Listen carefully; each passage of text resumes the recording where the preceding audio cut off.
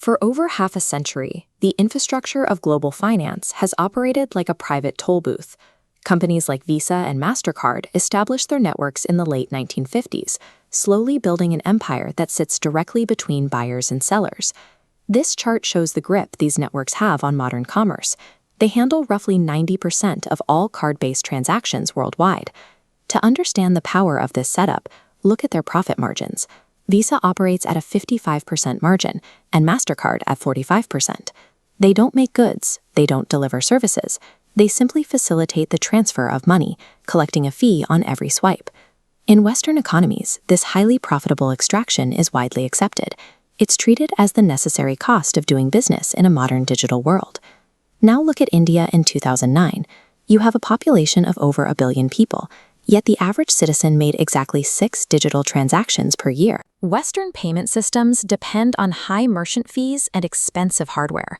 In an economy built on millions of tiny daily microtransactions, those requirements act as a barrier to entry that the traditional Western model simply cannot scale past. Think about a local vendor selling a cup of chai.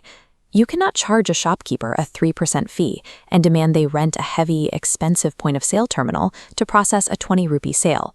And traditional bank transfers offered no relief.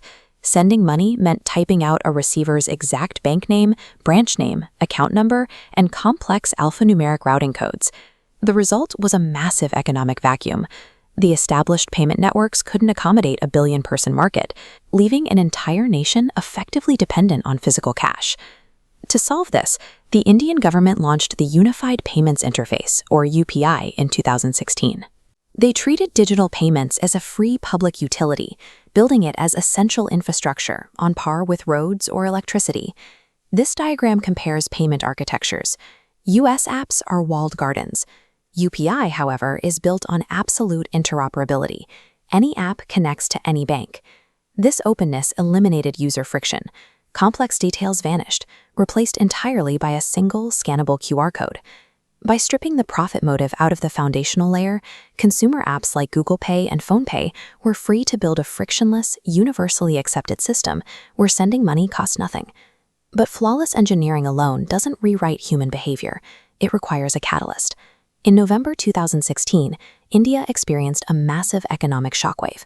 The government abruptly announced that 500 and 1,000 rupee notes were no longer legal tender.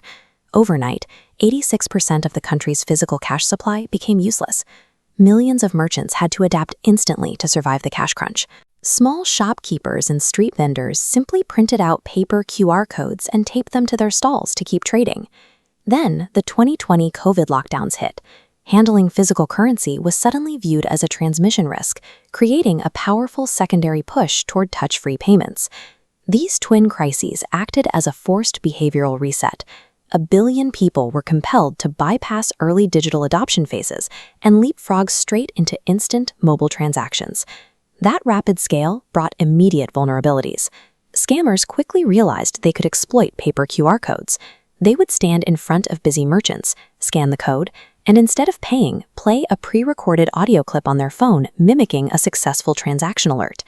The hardware countermeasure was swift. Cheap, brightly colored soundbox speakers flooded the streets.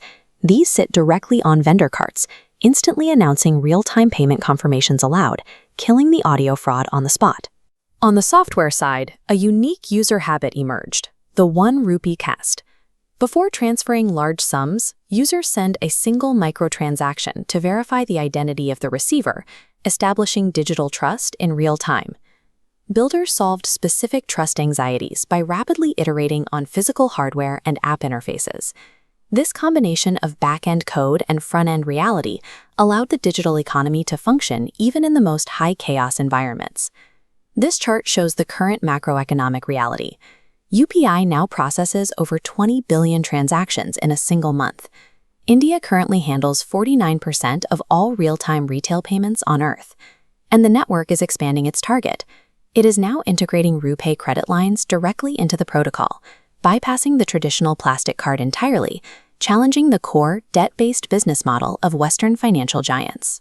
A free, government-backed public utility started from scratch and successfully bypassed the most entrenched corporate monopolies on the planet. But perfect engineering also carries a human cost. When you strip away the physical pain of actually handing over tangible cash, you alter a psychological boundary. By removing every single point of friction in the user flow, the money stops feeling real. According to recent studies, 74% of surveyed users admit that this frictionless system has actively led to increased impulsive spending. Treating financial plumbing as a free public utility can rewrite the global economic order, but doing so rewires our psychological relationship with money, trading long-standing caution for perfect, effortless convenience.